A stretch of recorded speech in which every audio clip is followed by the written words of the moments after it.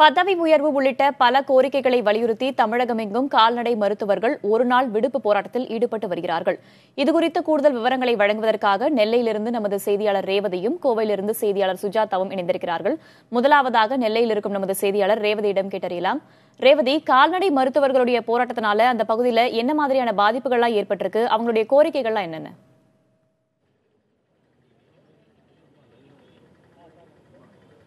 கண்டிப்பா வேதவழி, அதாவது தமிழ்நாடு கால்நடை மருத்துவர்கள் இன்று ஒரு நாள் தற்செயல் விடுப்பெடுத்து போராட்டத்தில் ஈடுபட்டுள்ளனர். அதாவது இவர்கள் ஒற்றை கோரிக்கையை வலியுறுத்தி தான் இந்த போராட்டத்தில் ஈடுபட்டுள்ளனர்.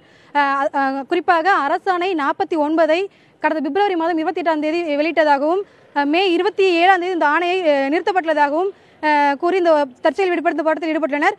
இது குறித்து பேசுவதற்காக கால்நடை மருத்துவர் கல்பத் நம்மளோட இருக்காங்க. அவங்க கேட்கலாம். சார், என்ன மாதிரியான கோரிக்கை வலியுறுத்தி போராட்டத்தில் ஈடுபட்டுருக்கீங்க? இதனால் உங்களுக்கு என்ன மாதிரி பாதிப்பு இருக்குன்னு நினைக்கிறீங்க?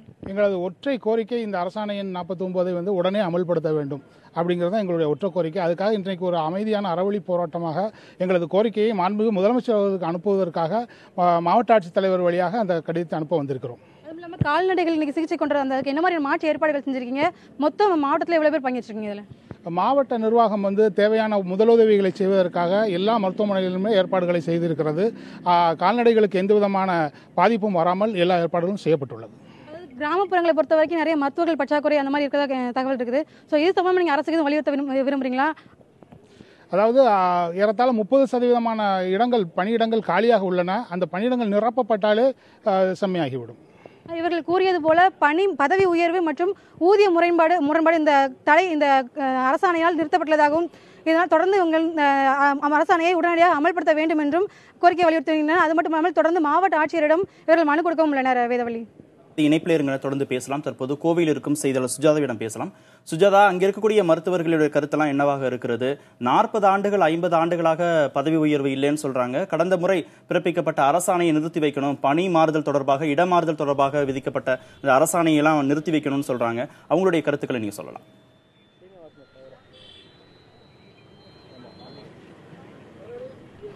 கார்த்திகேயன், இந்த கால்நடை மருத்துவர்கள் கடந்த 25 ஆண்டுகளாக ஒரே பதவியில் இருப்பதாகவும் இவர்களுக்கு தொடர்ந்து பதவி உயர்வு மற்றும் ஊதிய உயர்வு என்பது வழங்கப்படாததை கண்டித்து இவர்கள் இந்த ஒரு நாள் தற்செயல் விடுப்பு எடுத்து போராட்டத்தில் ஈடுபட்டு வருகின்றனர்.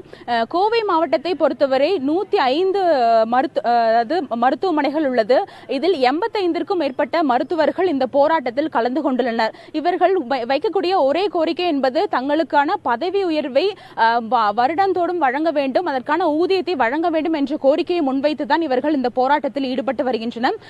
இருந்த போதிலும் இந்த போராட்டத்தில் ஈடுபட்டாலும் அவசர சிகிச்சைக்காக மருத்துவர்களும் இங்கு உள்ளதாக இவர்கள் தெரிவித்துள்ளனர். இது குறித்து பேசுவதற்காக மருத்துவர் ஒருவர் நம்மோடு உள்ள, அவரிடம் பேசலாம். சார், இப்ப என்ன கோரிக்கையை முன் வச்சிருக்கீங்க? இப்ப நீங்க போராட்டத்தில் ஈடுபட்டிருக்காட்டிக்கு பாதிப்புகள் வராத வகையில் ஏதாவது நடவடிக்கை எடுத்திருக்கீங்களா? கால்நடை பராமரிப்பு துறையில் 25 ஆண்டுகளாக கால்நடை உதவி மருத்துவர்கள் பர்ஜவேற்ற ஒரு சூழ்நிலையில் இருந்தாங்க. அந்த நிலையை போக்குவதற்காக அரசாணை எண் 49 2017 ஒன்று வந்தது. அந்த அரசாணை முழுவதுமாக நிறைவேற்றப்பட்டு ஒரு 90% நிறைவேற்றப்பட்ட நிலையில் திடீரென நிறுத்தப்பட்டது. அனைத்து கால்நடை மருத்துவர்களுக்கும் ஒரு மனவேதனை தரக்கூடிய நிகழ்வாக இருந்தது. இதனால் தமிழ்நாடு கால்நடை உதவி மருத்துவர் சங்கம் மற்றும் கால்நடை மருத்துவ அலுவலர் சங்கத்தினுடைய கூட்டு செயற்குழு கூட்டத்தில் ஏற்கப்பட்ட தீர்மானத்தின் அடிப்படையில் தமிழகம் முழுவதும் உள்ள கால்நடை மருத்துவர்கள் அவர்களுடைய மனவேதனை அரசுக்கு தெரிவிக்கும் வகையில் ஒரு நாள் அறவழியில் தங்களுடைய தற்செயல் விடுப்பினை எடுத்து அரசினுடைய கவனத்தை ஈர்க்கணும்னு முடிவு செய்யப்பட்டு அதுக்கான நிகழ்வு இன்று தமிழ்நாடு முழுவதும் நடந்துகிட்டு இருக்குது.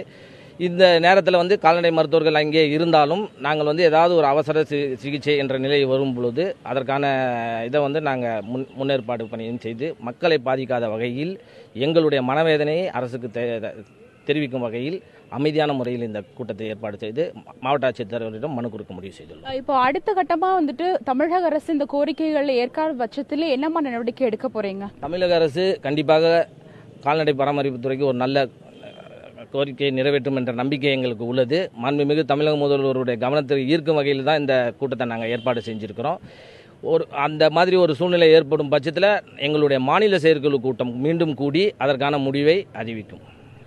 இப்போ இவர் கூறியது போல ஒரு சில மருத்துவர்கள் அவசர சிகிச்சைக்காக இவர்கள் சிகிச்சைக்காக வைக்கப்பட்டுள்ளனர். குறிப்பாக கால்நடை ஆய்வாளர்களும் முதுநிலை கால்நடை மேற்பார்வையாளர்களும் இங்கு சிகிச்சை அளிப்பதற்காக அவர்களும் பணியில் அமர்த்தப்பட்டுள்ளனர். எனவே இங்கு தீவிர சிகிச்சைக்காகவும் சிகிச்சைக்கு வருவதற்கு எந்த ஒரு பாதிப்பும் ஏற்படாது என மருத்துவர்கள் தரப்பில் தெரிவிச்சிருக்காங்க. கார்த்திகேயன், தமிழகம் எங்கும் கால்நடை மருத்துவர்கள் ஒருநாள் விடுப்பு போராட்டத்தில் ஈடுபட்டு வருகிறார்கள். இது தொடர்பான தகவல்களை களத்திலிருந்து பதிவு செய்தமைக்கு ரேவதி மற்றும் சுஜாதா உங்கள் இருவருக்கும் நன்றி.